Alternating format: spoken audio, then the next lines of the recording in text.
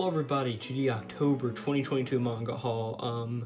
This month I've got some books I want to show off, and well, here's the best way to do that. So let's get started. So this month I've got a few different books from a few different publishers as always. Got some Shonen Jump titles, some Kodansha stuff, some stuff published in Shonen Sunday, and I've got the Shonen Jump Guide to Making Manga.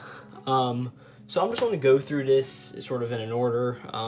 First, we'll do the Shonen Jump Guide to Making Manga, and go through the Shonen Jump stuff, Shonen Sunday stuff, and then Kodansha stuff to wrap it all up.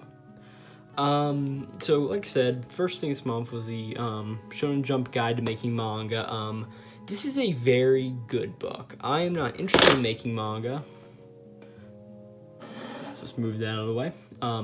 I'm not really interested in making manga, but this book has a lot of really good interviews from a bunch of different authors that have all written for Shonen Jump, and in its entirety, it really gives a lot of interesting insight into the industry as a whole, one that you may not be totally interested in, but if you're into this hobby, you probably are. And it's just a really good book. It's got a lot of good things to it, and something I can't really complain about too much, you know what I'm saying? Right. With that out of the way, let's go into the Shonen Jump stuff. One of the first big things out this month was My Hero Academia Volume 32, right? This continues the story of the Deku Vigilante arc, right? Bunch of interesting stuff going here. We got the Lady Nagant's on the cover, pretty much all of this diving in deep into the story. Good volume, nice and purple like some of the other ones recently. Nice thick volume too, like got some thickness to it. Good volume overall. Yeah. To the next thing. Next thing is going to be Dr. Stone Volume 23. As per usual, this continues on the story of Dr. Stone, right? This volume is a bit thinner than My Hero Academia, as you can tell, right? Just thinner. It continues on the story of Dr. Stone. I have always given Dr. Stone many accolades, being the way it tells its story with that emotional core to it. I think that it's just really good altogether. Can't really go wrong with it, right? With this volume, we have 3 more volumes left to come out altogether. Good volume overall, continues the story. This is actually in the era of where I started to read weekly with Dr. Stone, so this volume sort of has more of a meaning to me than it may have to some other people, right? Next thing from Shonen Jump is Kaiju number 8, Volume 4.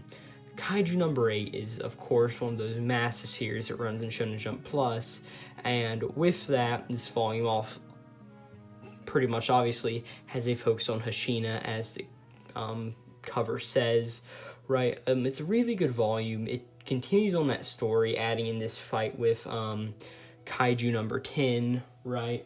It gives this character that hasn't really had a whole lot of development up to this point, a lot of development and a lot of good development altogether. Art in Kaiju number 8 is always good, as always, right? These volume releases are really premium, like always. Like, this cover's like very reflective and metallic compared to like the Dr. Stone covers, right? It's sort of got a layer of texture to it that you can sort of like feel but not feel, right? I think the Kaiju number 8 releases are really good overall, and you just can't go wrong with them whatsoever. And the last thing from Shonen Jump this month is Undead Unluck Volume 9. This volume is amazing.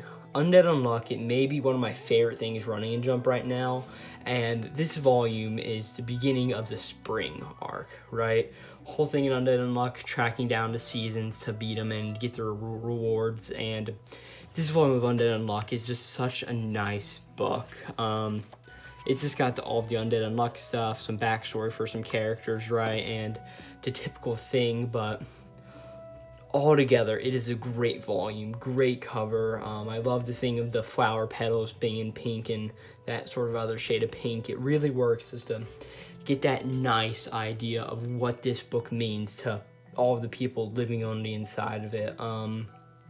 Yeah, I would, out of everything I've got, this would be my #1 recommendation, is this Undead Unlock, and we'll actually get to my second recommendation next, with going into the Shonen Sunday stuff, right?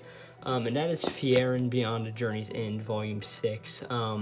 This volume carries on the idea of the mage exam that was happening in the last volumes, and it also catches up with the plot in a great way. It gives a lot of insight into these characters as this series has gone on, and it truly shows like what good all of this means, right? I don't think you can go wrong with this series. It's always been a series that I've enjoyed since the first volume. Not your typical battle shonen, while it's got those things to it, it's just not quite that something like a My Hero or Dr. Stone is, right? It is still really good, and I still definitely recommend it, but it's not all of that, if you get what I'm saying. You can never go wrong with Frieren. I think it's a beautiful story wrapped up in this package of this book, right? You just can't go wrong whatsoever with it. The other Shonen Sunday thing I got this month is not a book that came out this month. It's just Some Falling Before Me to the Moon. Of course, I haven't read this book. I owned a 5th and a 6th. I haven't read those either, being that I don't have volume 4 yet. But I just figured I'd get it to catch up more on the series, right?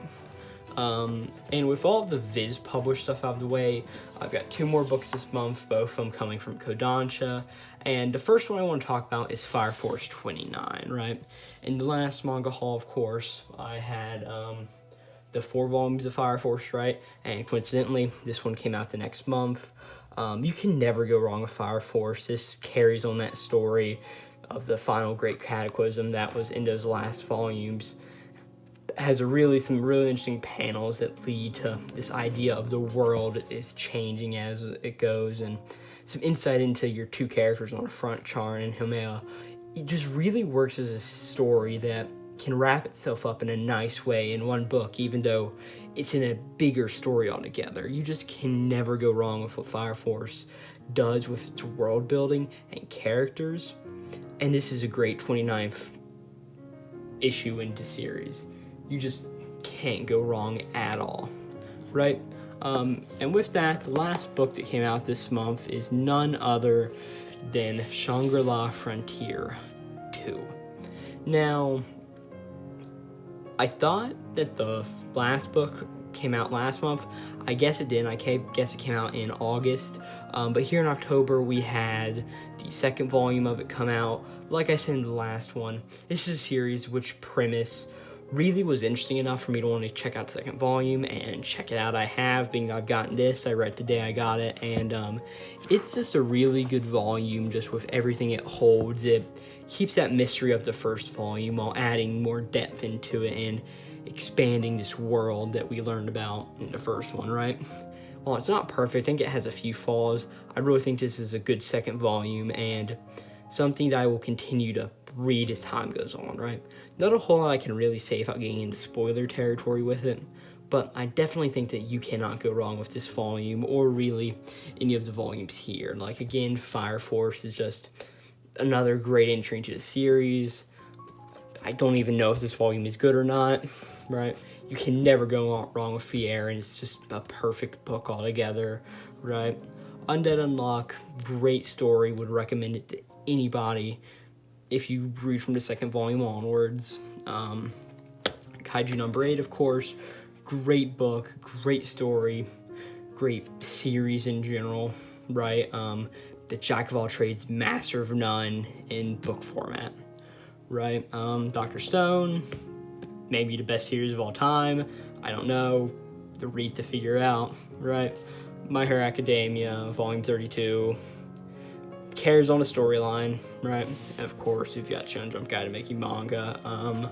Again, I don't think you can go wrong with any of these guys, but yeah. What did you guys get this month? Let me know in the comments down below, and we'll see you next time. This is Glowplasma231 out. I just realized this. It says volume 32, right? It doesn't say volume 32. It says it right there. It's very interesting in the background. Yeah, hope you guys enjoyed it. See ya.